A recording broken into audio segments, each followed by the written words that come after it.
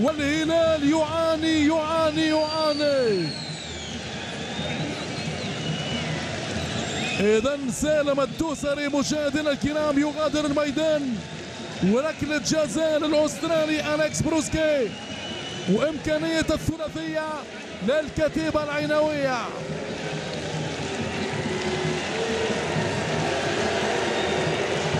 سالم الدوسري يغادر الميدان.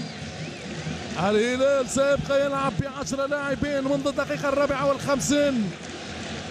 عبد الله السديري في محاولة لتخفيف الأضرار على الهلال خارج الديار.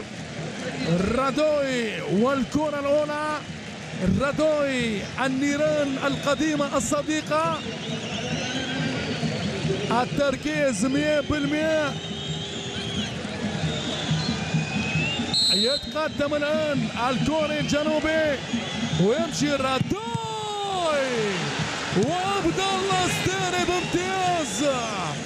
حارس الامتياز عبد الله السديري يتصدى لتصويبة رادوي.